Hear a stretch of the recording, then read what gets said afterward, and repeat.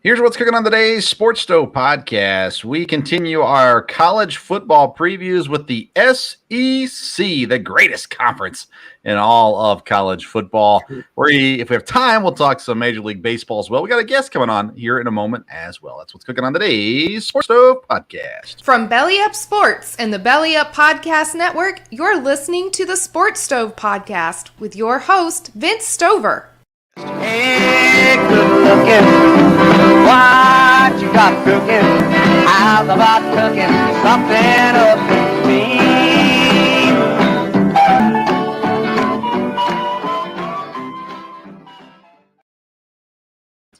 Hello and welcome to an all-new Sports Stove podcast presented by In the Clutch. In the Clutch is a officially licensed apparel company where you can get T-shirts for Major League Baseball, NFL, NHL, all kinds of different things, including Major League Baseball Players Association T-shirts. Lots of fun stuff there. So go to intheclutch.com. Use the code SPORTSSTOVE. You're going to get 10% off your first purchase. Again, that's intheclutch.com, code SPORTSSTOVE. We welcome, as he's normally here with us on these episodes, my dad, Dale Stover. Dad, you look another year older and wiser following your birthday yesterday. Happy birthday and welcome back to the show. How you doing? Well, thanks. I'm definitely older, no doubt about that. So we'll see. Feeling it every day, huh? That's it. Well, one thing that'll make you younger is college football. Talking college football, getting ready for college football as well. And today we get to what I think is the best football conference in the SEC. There are some people who will argue the Big Ten is that, but top to bottom, I think it's hard to argue against the SEC as well. And I know we've talked about this realignment and stuff going on over the last several weeks, and it seems as though right now everything's kind of calmed down and everything's kind of just hinging on Notre Dame at this point. Wherever Notre Dame decides they're going to go, then things will pick up again. We talked about Notre Dame last week, Dad, but I continue to hear Clemson and Florida State specifically, and Miami gets thrown in there some as well as potential targets for the SEC. The SEC says they're going to stand pat with what they got at 16 with Oklahoma and Texas coming in a couple of years. How long do you think the SEC will stand by that we're going to stand pat line before they go after some more teams? If they do stand pat, it'll be till the Big Ten adds more, and then they'll want to add more. So I think we're looking at bigger conferences a little bit. Again, not maybe a whole lot more. And we talked a little bit last time. We haven't really heard anything of schools being taken out of conferences. Now, If that happened, then I could see it staying around the 16 number, but I don't know that that's going to happen.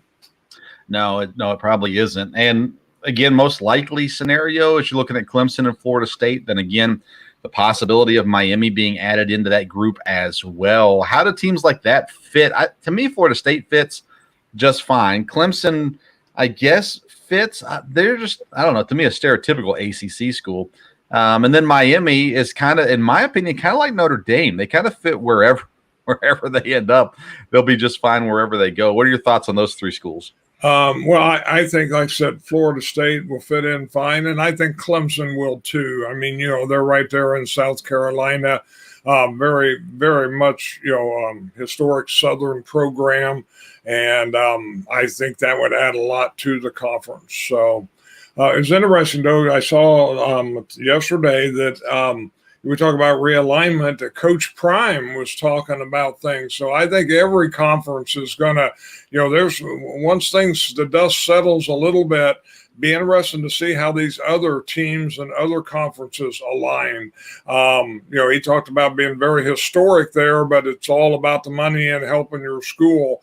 And so I think there's more changes down the road, but probably once these big conferences get settled. Well, where does a team like Jackson State go? Well, again, with the name recognition of Coach Dion, and they recruited one of the top guys this year. If he could get in another conference, that would probably really help his recruiting. I think, rather than him moving to an established conference, might be looking more at establishing a brand new conference, maybe getting 10 teams or a dozen teams, maybe 8 to start with. Because again, I just don't see these smaller conferences holding on really. Yeah, maybe before the season starts, we'll try to get on. Why did his name just slip me? Ted Gumbert, who's the commissioner of the ASUN conference. He's been on the show before. Maybe we'll try to get him on one of these shows to talk about realignment and all that's happening in the college sports world. He's kind of crazy, so he would actually answer questions. So we can try to get him on one of these days as well. If we can get him on a day he's not high, it would probably be ideal. But anyways, that being said, we're going to talk SEC, and we'll get to our preview in just a minute. But first, I want to bring in a guest for today's show. We've got on with us. He's a member of the Belly Up family. He's also, let's see here. I switched it out. There he is. He's also the sports editor of the Camden News. We welcome into the show now, Michael Hannock. Michael, welcome to the show. How you doing? I'm good. Glad to be here. Thanks, guys. Yeah, good to have you on and excited. When we get to college football, talking college football, and getting to conferences specifically, there's always a lot to talk about with the SEC. And so we might as well start at the top, right? Alabama and Georgia. Alabama's been, the SEC champ for several years, it seems like, with LSU and Georgia sprinkled in there. Is there any reason to think it's going to be any different this year that one of those teams? Would you take Alabama and Georgia versus the field, or do you think there's a surprise team out there? I really think it's Alabama and Georgia against everybody else. And me as an Alabama fan, I'm loving it. Last year was a little, heartbreaking at the end, but I get it. Georgia has a miracle defense. Once every 50 years, there's always a miracle defense like that. I think it goes back to 2011 Alabama defense right there. So. Yeah, that defense was historically great last year for Georgia. Incredible. But they lost a lot of those guys to the NFL this year. So let's talk about that kind of retooling effort Georgia and Alabama both have to do. It seems like every year, and yet they still stay at the top. So if there's going to be a drop-off this year, do you think it's coming from Georgia or Alabama? I definitely think it's going to be more Georgia, and I can see that coming from both sides. First thing, Georgia loses 8 starters off the bat. Now they have experienced players coming as full-time starters, but it's much harder to replace starting defense than it is offense, and Alabama's had that in the past. I think after the 2009 season when Alabama won the championship, they lost many of their stars for the following season, and I think they lost 3 games to next year. So that's always difficult to replace. Excuse me. And with Alabama now, I think the bright side of Alabama having a loss in the championship is that the following year they always find a way to come back with a much more aggressive mentality. 2008, they lost in the Sugar Bowl to Utah. The next season, they won the championship against Texas. In the championship of 16, they lost. The following season, they won the championship. And then the 2019 season, when they were left out of the playoffs for the first time, they came back with a vengeance to win the championship in dominating fashion. So I think with that loss to Georgia in the championship, I think that's going to propel Alabama to the top once again.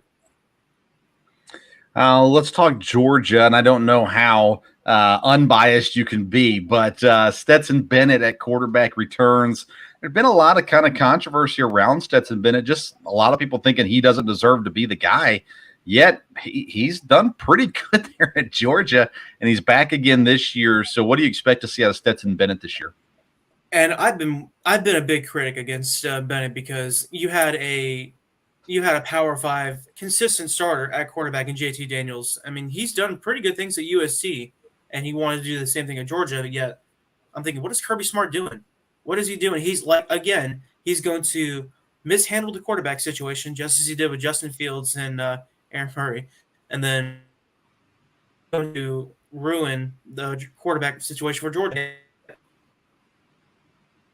and manage your quarterback. And he's got attributes that make him a really solid passer that can be NFL ready. So I think, he'll find a way to get the offensive side of the ball, and I think he's going to be the main difference for them this season. It's really going to be on his shoulders. not going to have the defense to back him up. This is a critical year for him. Definitely. Yeah, we'll see exactly who Stetson Bennett is this year. Let's talk about a new coach in the league. Brian Kelly comes over from Notre Dame, now at LSU. A little bit of a rebuilding year for LSU, and we'll get to that in a little bit. But Brian Kelly comes over. He made a splash early on with some awkward pictures and the 360 machine and everything. How do you think the SEC is going to welcome in Brian Kelly? Oh, I think the SEC and their fans have done a very good job of with memes and just amazing videos from ESPN. Brian Kelly has been trying to replicate what Lane Kiffin has done with these recruits. He's been trying to be more technologically savvy. He's been more meme ready. He's done TikToks with him. He's even tried to replicate that Southern accent. I'm here with my family, that kind of thing. And, it just doesn't work with him. Yeah. When he comes from Connecticut, when he coaches at Cincinnati, then South Bend, Indiana, you don't grab a Southern accent like that. And even Nick Saban doesn't have that whenever he goes to LSU after, come from Michigan State. But I will give Kelly a little bit of credit here coming from Notre Dame to LSU. He already has some solid recruits that Orgeron has pulled in. Say what you want about Orgeron. He is not a head coach.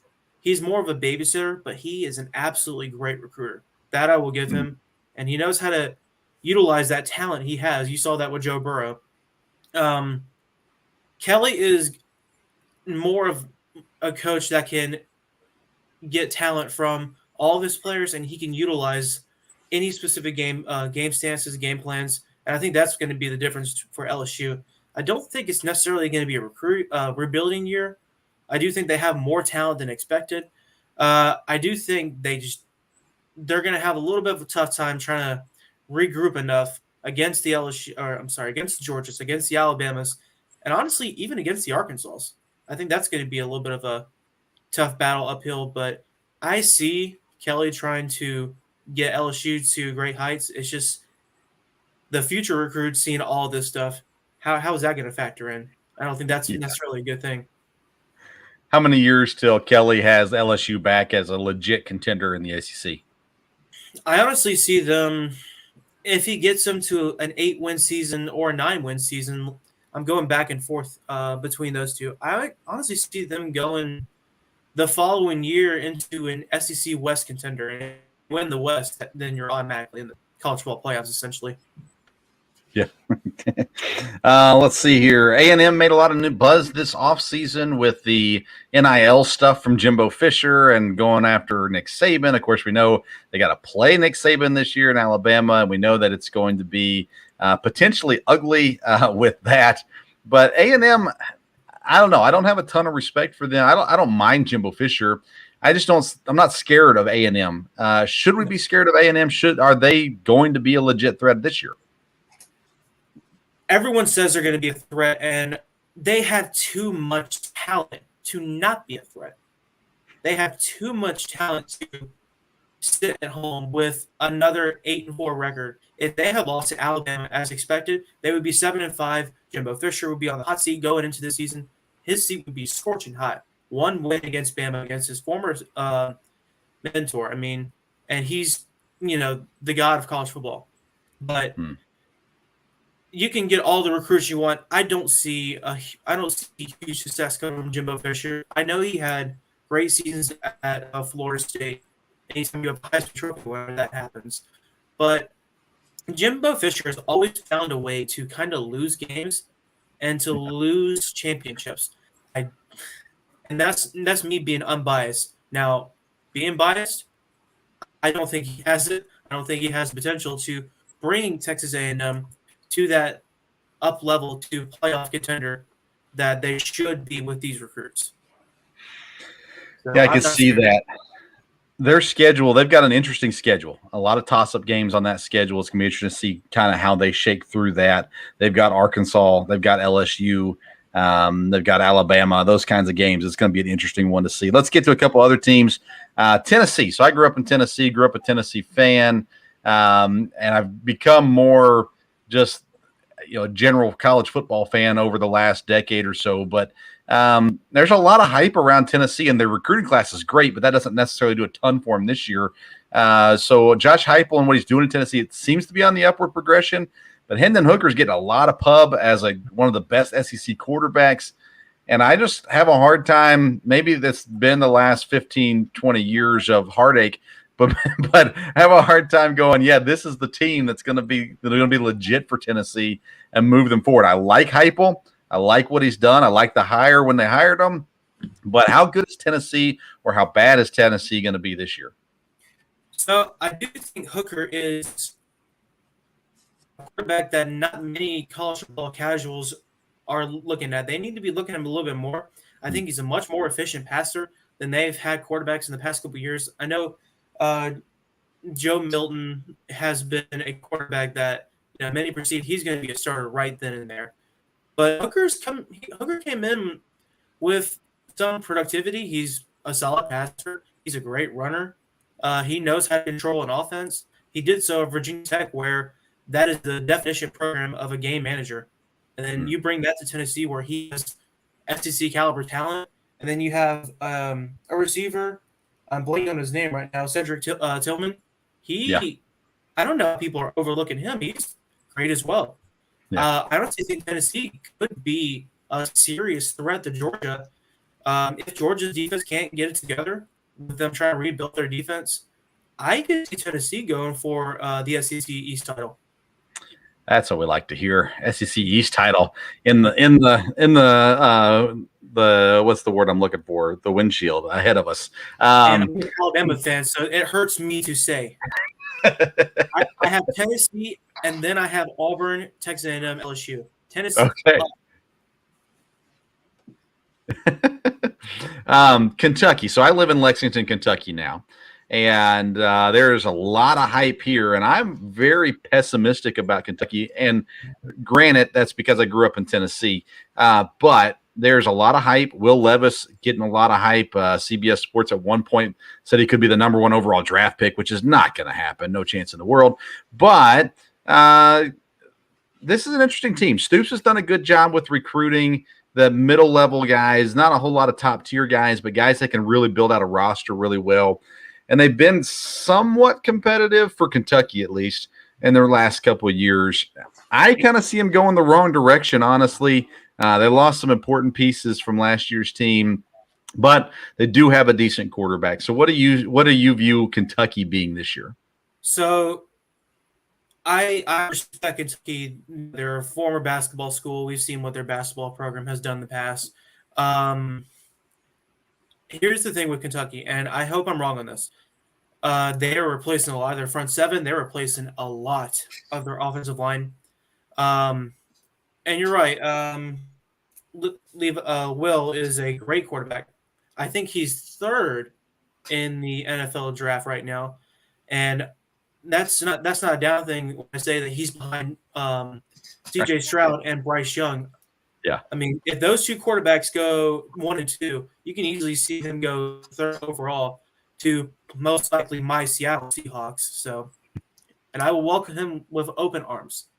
But with all this talent being replaced, it's going to be tough for them to have to compete with Georgia, have to compete with Tennessee, because they have to go to at Florida week 2. That's off the bat.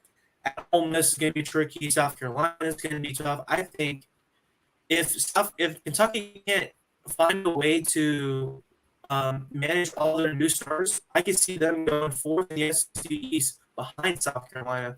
I have more hope for South Carolina than I have for Kentucky. I'm with you on that one, Michael. Dad, any SEC questions from Michael? No, that was very interesting from there. I think there's a good takes on everything. And it's going to be an interesting year in the conference because there's a lot of teams outside of the top 2.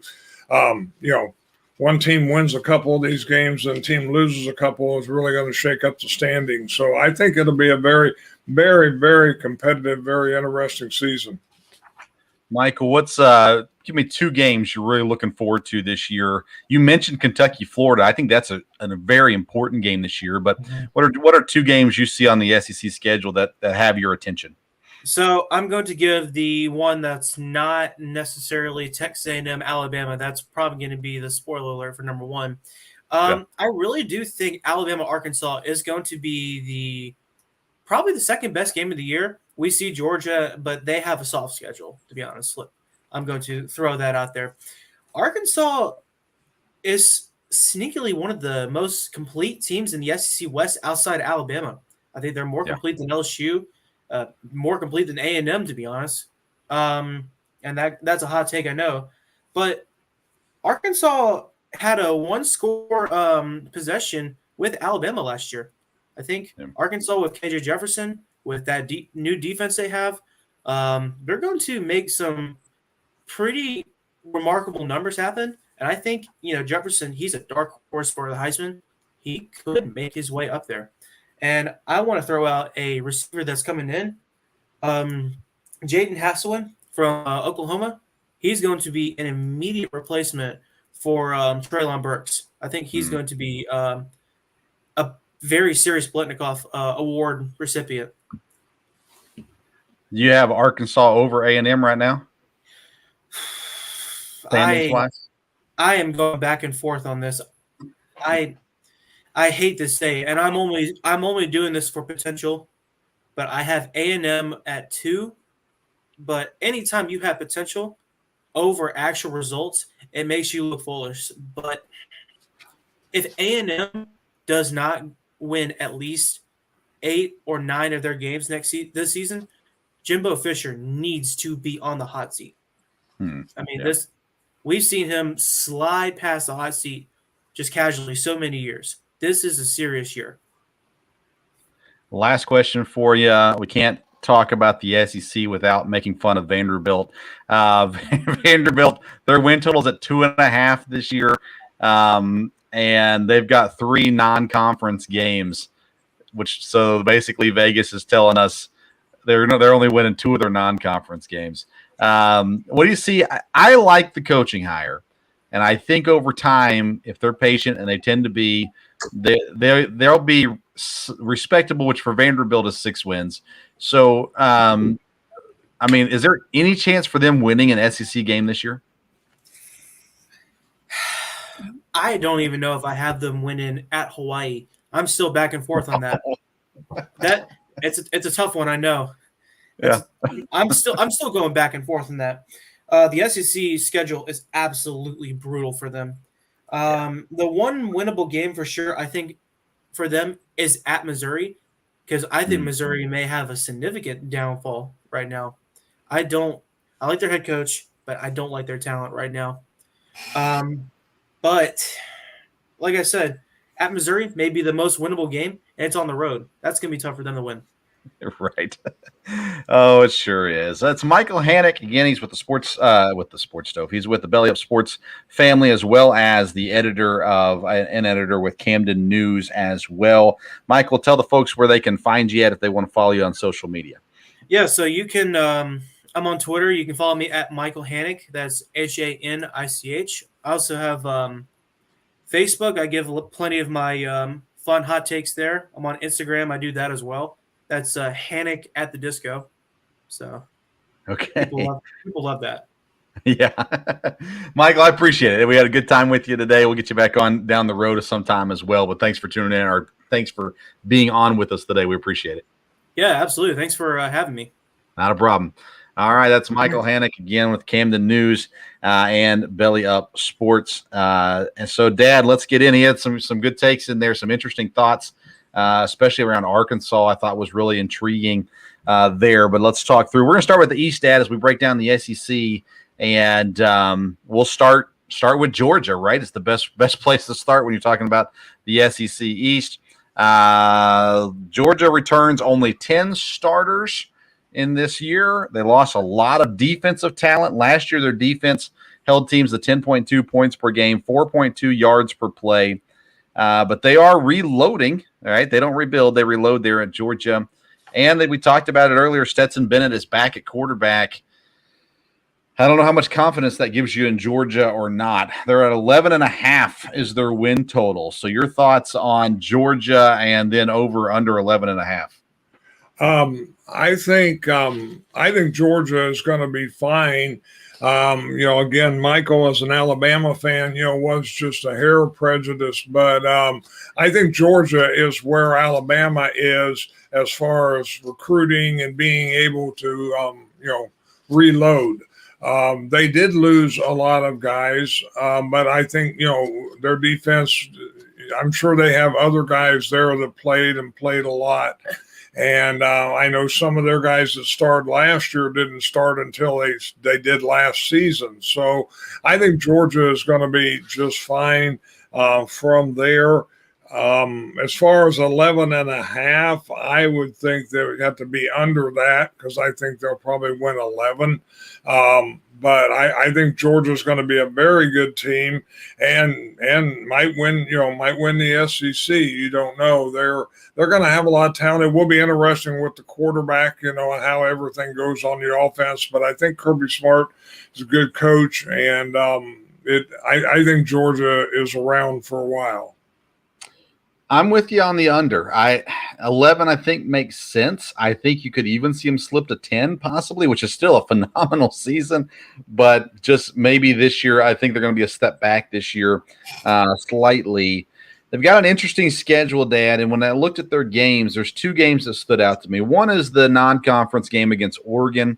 Is going to be a tough one for them. And then the other one is in conference is Tennessee. I think Tennessee's that team this year that's going to be really pesky and hard to deal with this year. So I gave one out of conference, one in conference.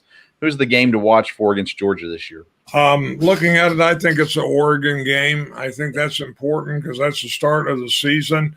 And I think if they can roll against Oregon, not just win, but win kind of decisively, then that's going to give them confidence to really move on. If they were to lose to Oregon, then that kind of changes, things and puts them in the hole just a little bit for much of the season. So I think the Oregon game is a big one.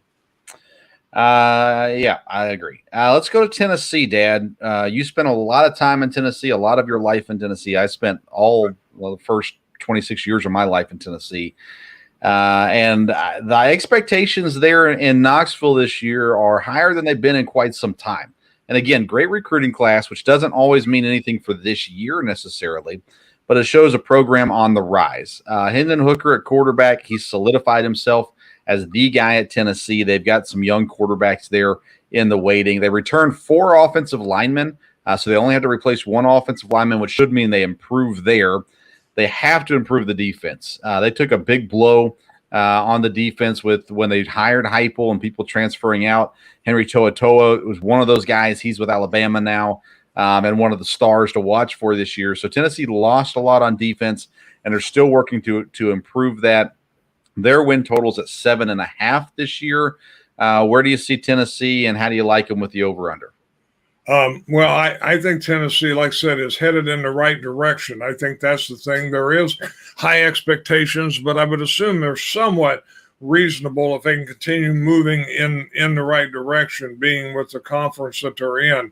But they do have some strong players. If I remember right, they've recruited well on the defense, so that will be young guys. But again, the coach seems to be an excellent coach. And I think Tennessee's headed in the right direction, and they could easily be a team that could surprise a couple games.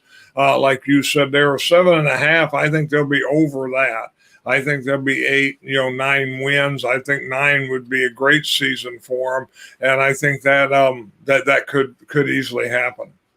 Yeah, I'm with you. I think 9 would be a phenomenal season. 8 is kind of where I have my expectations set at. I would not be surprised if they only won 7, but 8's kind of where I'm looking at. The game that I have, Dad, is LSU. It's a game that, again, new coach, rebuild, retool, whatever you want to call it. That's a game they need to win and kind of prove that they are a legit team to be dealt with this year. I say you can lose against Georgia. You can lose against Alabama. I think Alabama's on their schedule this year. You can lose against Alabama, and you can live with that. But you don't want to lose against teams like LSU this year if you are a program on the rise. So LSU's the game I'm watching for Tennessee. How about you? I think the big game is Florida. It always kind of is, and it's early in the year. It is at Tennessee. They have them at home, and they need to win that to get momentum going into the season. If they were to lose the Florida game, then you get into a lot more have-to-win situations where I think, and again, it just built a lot of confidence on the team and everyone. And being it's at home, I think the Florida game is very important. Yeah, I agree. I agree with you. It definitely is. Let's move to Kentucky now. We just talked about them with Michael. High and super high expectations, an 8.5 win total. Will Levis is getting a lot of publicity, but he loses his, Wandale Robinson, who was his everything last year on offense, to the NFL draft. He's got a new offensive coordinator, which is a big deal. If you know anything about Kentucky's offense in the past, it was not good. They didn't throw the ball at all. Then Liam Cohen comes in and they get really good. And Wandale Robinson's a big part of that.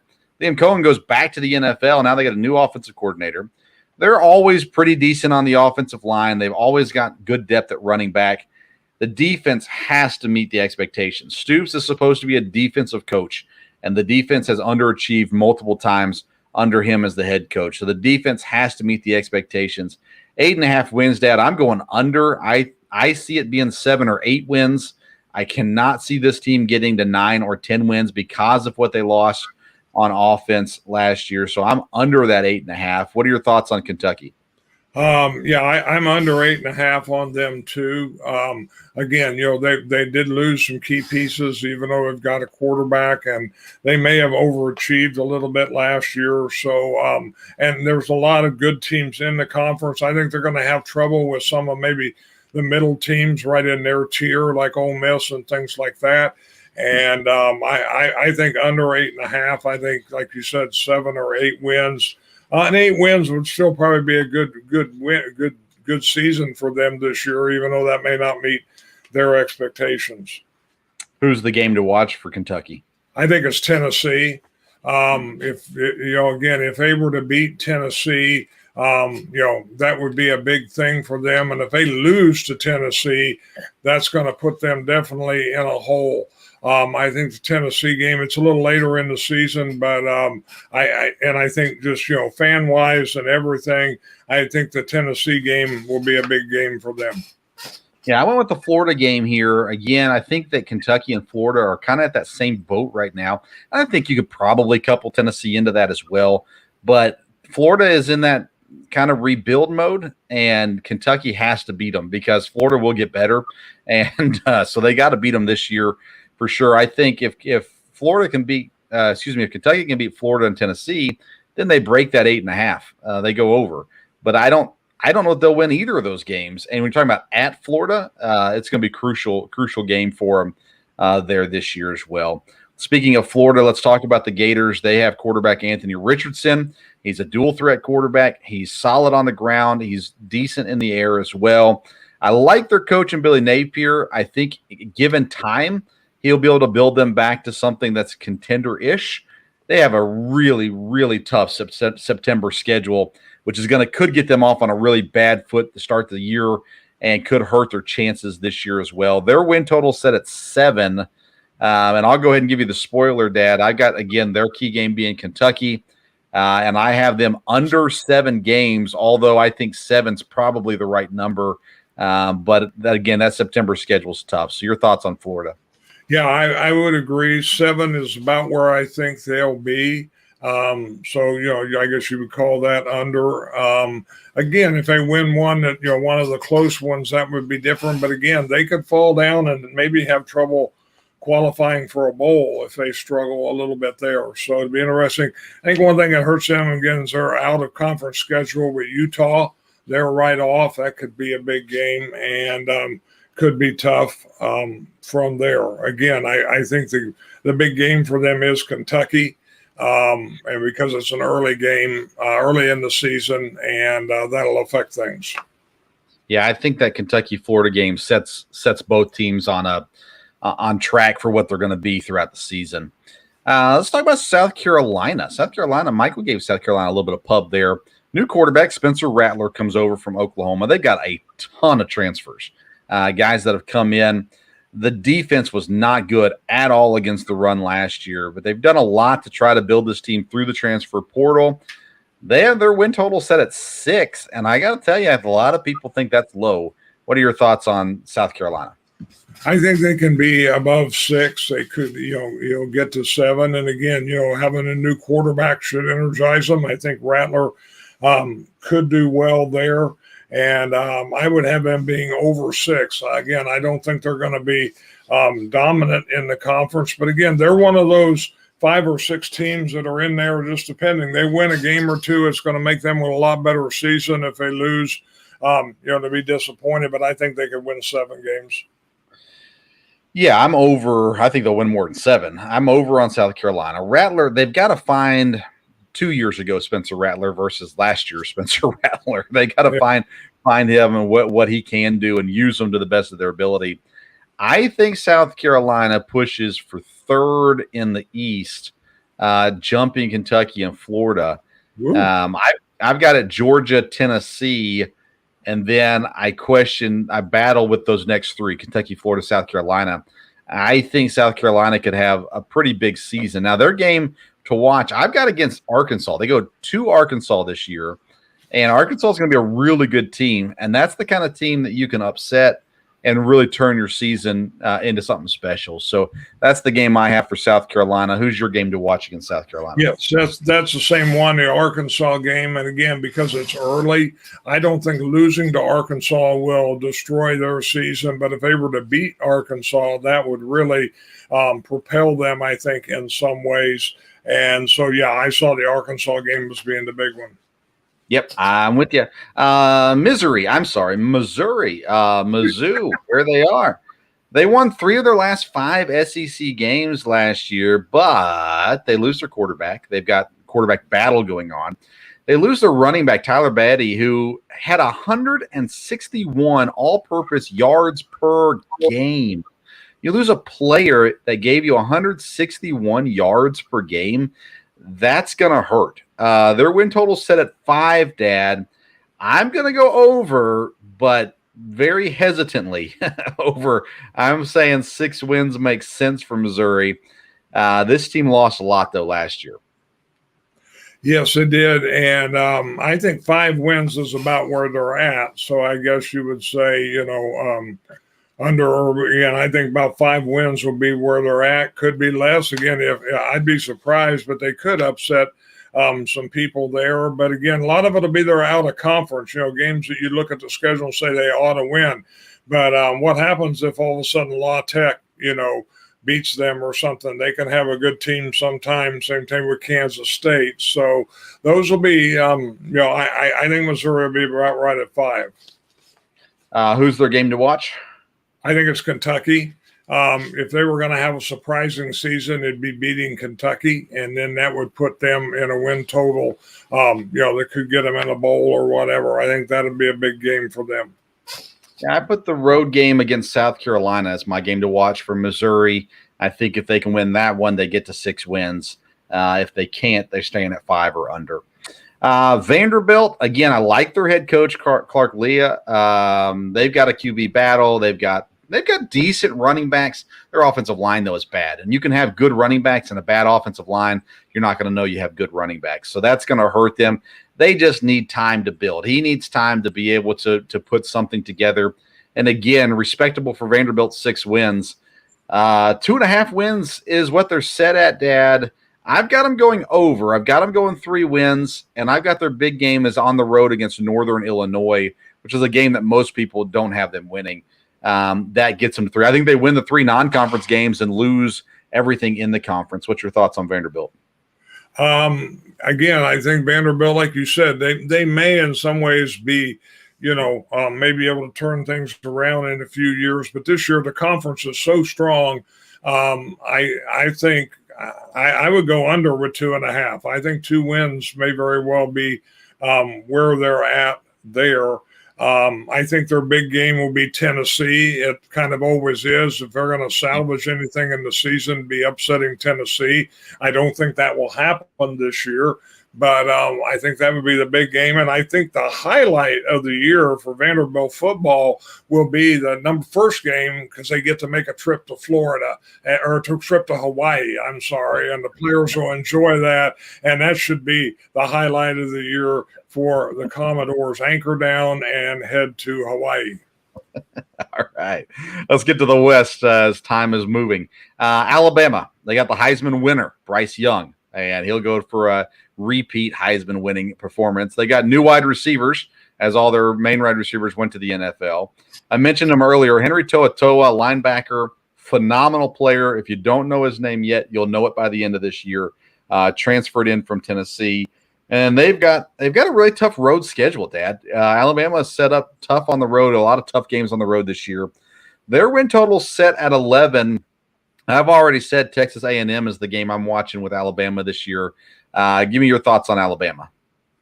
Well, I think as far as win total, I think they'll lose at least one game, if not two. So I think 11 may be where they're at. They're going to be a very good team. Of course, we know they're very well coached. They have a lot of talent. But again, we'll just see, with the way things ended up last year, do they keep everything together there? They've had some distraction, I think, just a little bit. And I think the A&M thing is going to continue to provide a little bit of that. But I would think 10 or 11 wins. So I don't have them over 11 wins. And to me, the game of the year, I don't know if this will be the one they'll lose, but important one is Texas. Texas is not, we're hoping or it looks like, their fans are hoping they'll turn things around in the near future. But that if that was a game Alabama kind of overlooked, I'm real intrigued to see how they look in the Texas game. So when it comes to Nick Saban, my philosophy is don't poke the bear. And he got poked this offseason. And I think that's a bad thing for all their competition. I think they come in incredibly focused. I think Bryce Young is the best quarterback in the nation. And I think Alabama runs things pretty tough this year, even with a tough schedule. I think they win the SEC. I think they go over 11. If they lose one, it wouldn't be a complete surprise, but I think this is going to be a tough year to beat Alabama, mainly because the bear got poked. And I think that's a really stupid thing to do. Texas A&M, number one recruiting class in the SEC, in the nation. But they've got a quarterback battle. And anytime I see quarterback battle, that's a negative for me, especially when you're supposed to be one of the top teams in the SEC. They do have a great running back in Devon Achane, new defensive coordinator. And as I said with Michael earlier, their schedule has a lot of games that are going to be tough. They're going to be really close, toss-up games. They could win, they could lose, kind of a thing. And I look at Jimbo Fisher, and Michael mentioned this too, as a guy who always loses some games he should not lose. And he doesn't always win games he should not win. So that's kind of the hardship there for Texas A&M. They're set at 8.5 wins. I'm going to go over, but again, somewhat tentatively with this A&M team, because I'm just not sure if they get the right quarterback, they're going to be good. If they go with the wrong quarterback and they battle through it for 4 or 5 weeks, it's going to be a big issue for you. So what do you think about Texas A&M? I think they've recruited well. They have talent, and I'm not as negative probably on Jimbo Fisher as you two guys were. But again, you guys may very well be right. I think it'd be over 8.5. I think 9 wins again would be a good season for them. 10 wins would be a great season, and they keep them headed in the direction they want to go in. So I think A&M will be good. I don't think they'll stumble too much on the teams they should beat in the conference. And again, the big game of the year really is Alabama. They've set that up. And if they were to go in there and to win, that would be amazing. So I think that, that's the game they're going to look at. It's been set up that way. Yeah, I picked either Arkansas or LSU. I think are both important games. Again, they got a tough schedule. LSU is a game they should win. Arkansas is a game that's going to be a toss-up, and I think the winner of that Arkansas A&M game is pushing Alabama in the West, at least scaring them the rest of the way. That brings us to Arkansas. Arkansas is on the rise. They got the QB, KJ Jefferson. Michael called him a dark horse Heisman candidate. They did lose Treylon Burks, but their defense was really, really stout last year. Very good on third down. They weren't great. They gave up some yards and different things, but on third down, they were really, really good. And they had a fair amount of defensive additions through the portal this year as well. So I think they'll be improved on defense. And when you have a good quarterback and when you have an above good quarterback, so maybe not great, but better than good quarterback, you have potential, especially in a league like the SEC. Their win total set at 7, which really surprised me. I thought that was really low. So I'm clearly taking the over there for Arkansas, and I think that A&M game is crucial for Arkansas as well. What are your thoughts on Arkansas? Yes, I think Arkansas is on the rise. I've always kind of liked Arkansas, and but yeah, I think they're definitely on the rise. I think 7 games is low. I think they'll go over 7 games. They could finish second in the West, but hopefully they'll do very well. I think they will, and I agree the A&M game is the big one. If they can beat A&M, which they could, that would really change their season.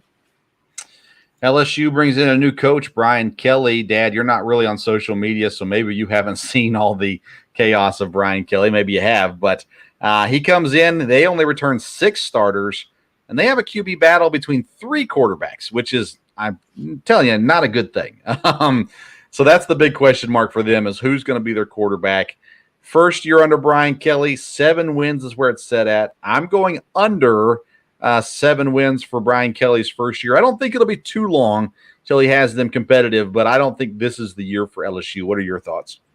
I would agree with that. I'd go under 7. I'm interested to see how he does. He just does not seem like a coach that fits well in the SEC, but he may. LSU is a place where you can recruit to from there, but it'd be interesting to see how that goes. But I would go under 7, and I think the big game for them, I don't think they'll win it, but it would maybe probably change their season, would be Tennessee. I think for them, that's a big game. Yeah, I picked Florida. Again, they're on the road against Florida. Tennessee's a good one as well. I picked LSU for Tennessee, so I think that's going to be a good game as well. On the road in the Swamp, again, a game that if they win that one, it changes the direction of their season, I think. And so would the Tennessee game too. Ole Miss, they won 10 wins last year. I was way off on Ole Miss last year, by the way. I was under 6 wins or 6.5, whatever it was. I thought they were going to be really, really bad. They were good, but they lose their QB. They lose 2 running backs.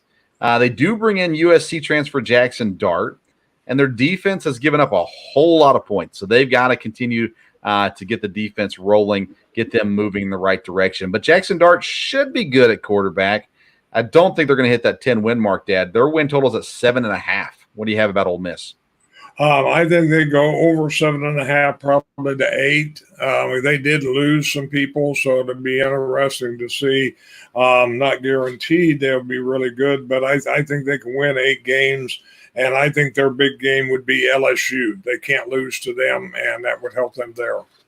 I'm right with you. I got that. That's a road game against LSU, so I picked that one as well. I've got them going under 7.5. I'm just not a believer in Lane Kiffin. I know that's going to be some biased issues for me being a Tennessee fan growing up, and Lane Kiffin just stuck a knife in the back of Tennessee, and it's hard to forget that. I think he's a jerk. I think he is. I don't think he's a good person, honestly, but nonetheless, I go under 7.5 for Ole Miss. Mississippi State, speaking of weird coaches, Mike Leach there at Mississippi State.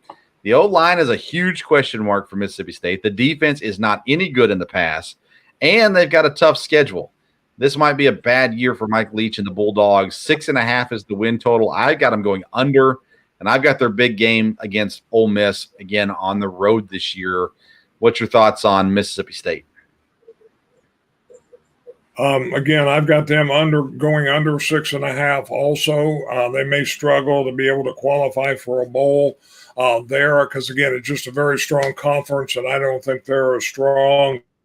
And to me, the big game, if they were going to turn it around, would be Arkansas. Arkansas should beat them, but that's a game that would change things if they upset that one. Yeah, that would be a huge upset. Moving on to Auburn. Brian Harsin, it's a make-or-break year for him, I think. He's on the hot seat already. He's another person that's got 4 quarterbacks in the room trying to vie for the starting job. He does have good running backs, but they were 11th on offense last year. The defense was okay, average. or so.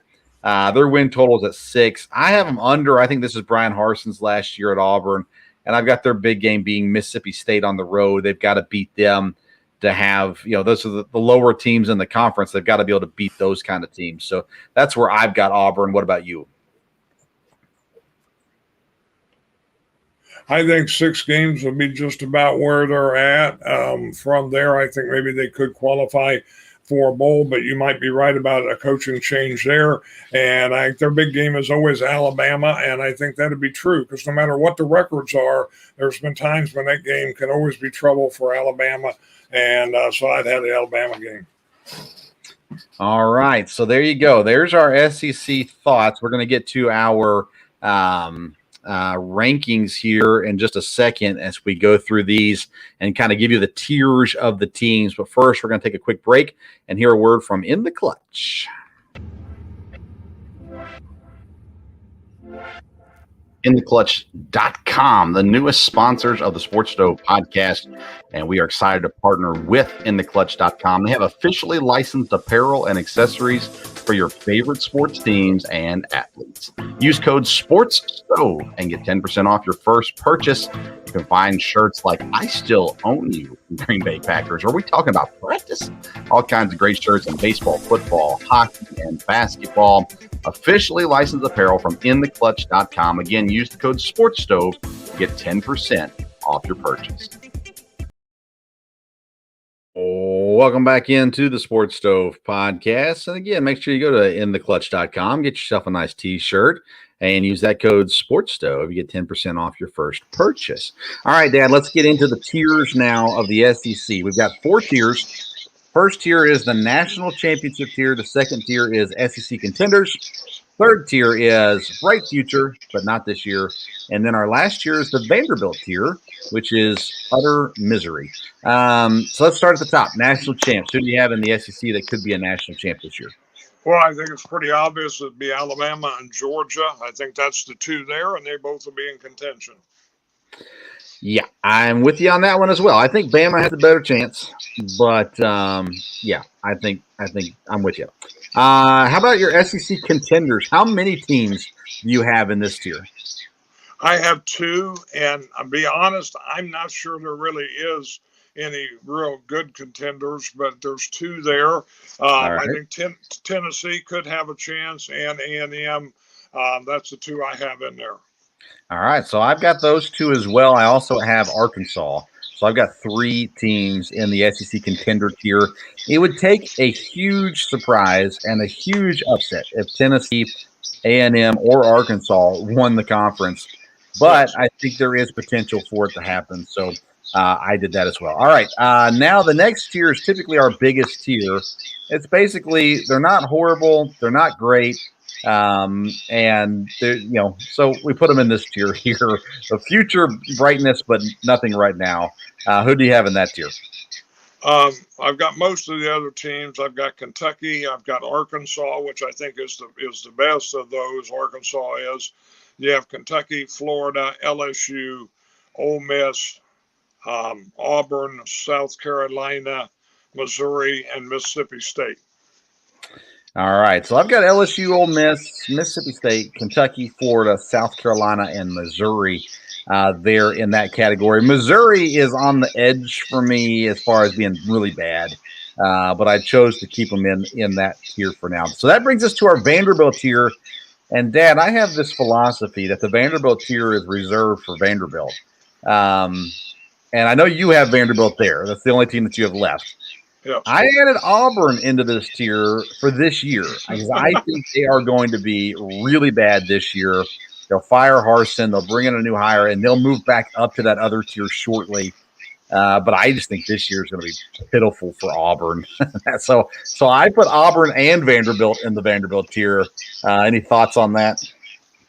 No, I mean, you may be right about this be the last year for the coach. It'd be surprising to me and really kind of sad if Auburn had that kind of year, but we'll see. All right, so there you go. SEC preview ends with that. I've got Bama winning. That's like you kind of think Georgia could win the SEC. I think they could again. I think they've got things going in the right direction. Be very interesting. Like you said, Alabama could be very motivated. Of course, Saban's a good coach, but I think, Kirby Smart is too. So, it'd be hard to say at this point, but it should be one of those two. But I think Georgia could. All right. Well, I want to talk some baseball before we go. And to start off our baseball, I want us to use this segment that we call the Call of the Week. Vaughn into the windup in his first offering. Just a bit outside. He tried the corner in this. All right. Here's the Call of the Week. And this happened last night. Brewers versus the Giants.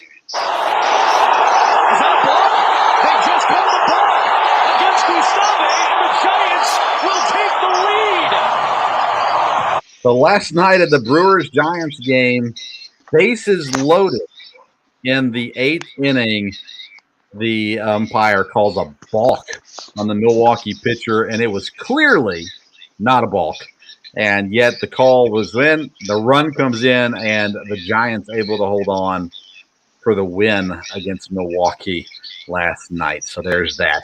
Then let's talk quickly about Juan Soto. Actually, let's stay with the Giants and Brewers for a second, as you're a Giants fan and I'm a Brewers fan. I woke up about 1:30 in the morning on, let's see here, when would that have been? Friday. And I had my headphones in, had the Brewers and Giants game playing, and I woke up just in time to hear the grand slam from Yastrzemski to win the game against Milwaukee. Then last night, the balk to give the Giants the win. My goodness, what a weekend for the Giants, right? That's right. Well, the Giants needed that because they got swept a little while ago by the White Sox, and so they've got to catch back up. The Dodgers and the Padres are both winning also right now, but if Giants keep their record back up there here and shortly after the All-Star break, I wasn't real optimistic coming into the series against the Brewers. But yeah, it's always great to get, a win. And when you can get a dominant win like that on a balk, you're really going in the right direction. Going in the right direction. Dad, you and Juan Soto have something in common. You both turned down 15-year, $440 million offers. I offered you that to be on this show, but Juan Soto turns it down. Did he turn it down because he doesn't want to play for the Nationals? I would guess that would be the reason. So I think he sees his chance to get out now and needs to get out. So yeah, that's a lot to turn down, but I think it shows the direction he wants to go in. Be interesting to see if the Nationals can work a trade that can help get them turned around in the near future. If you're the Nationals, you hate to lose a talent like that, but they're kind of in a tough spot. 23-year-old superstar, you would think that you would get a haul in return for him, that you would be able to definitely rebuild your roster if you trade Juan Soto. Quickly looking at the standings, the Yankees still in firm control. Houston still in firm control. Twins still 2.5 up in the Central. Seattle, the 10 games back from Houston, but they're back in the wild card race. They've won 13 straight. So they've made things interesting, at least in the AL, and right up there with Tampa. Tampa and Toronto. In the National League, the Mets still 2.5 up on Atlanta. That's definitely going to be a close race. Milwaukee, a game up on St. Louis. And then the Dodgers in clear control in the West now, 9.5 up on San Diego. Is there anything right now as we head into the All-Star break that has your attention when it comes to Major League Baseball? Well, I think the Seattle thing is very interesting. We've kind of talked all year of Seattle, should be better than what they have been. And boy, you go on a streak like that, maybe they can really make some noise here in the second half of the season. And of course, I've got several of their guys on my fantasy team, and they've actually had pretty good years anyhow. But be interesting to see if Seattle makes a move. The Guardians were doing well there for a while. Are they going to push? In that division at all, will the White Sox turn around? We thought La Russa was gone a few weeks ago, and that hasn't happened yet. So, be interesting. Of course, the Blue Jays made a change. They'd had enough of that direction. So, and the Yankees, of course, very dominant. So, should be an interesting, second half of the season, and definitely an interesting August. Yeah, I agree. Seattle, you got the trades. Trades will start happening here after the All-Star game. We could see some big trades happen. I think Seattle, Chicago, and Texas are the three teams, the Cubs, that I have watching out for Juan Soto. I think that makes sense with those teams. San Francisco, actually, Dad, they've got the prospects. They could put together quite the offer for Juan Soto. I don't know if they have any interest, but they would have an option there as well. So we'll see how the trades break down as we come along as well. Next week, we continue our college football preview. We'll bring you a new conference. Dad, we haven't talked about which one we're doing yet, but we'll bring a new conference next week and talk about baseball and other things going on as well. I want to encourage you to tune in on Tuesday Night Live. Wednesday, we'll drop the podcast for our local hour where we drop we're doing position previews for Eastern Kentucky University, and we'll get on the offensive line this week as well. All right, we went a little bit over today. Sorry, folks, but it'll be okay. Thank you for tuning in to today's Sports Stove podcast. And again, happy birthday to Dad. Until next time, we'll see you around the Sports Stove.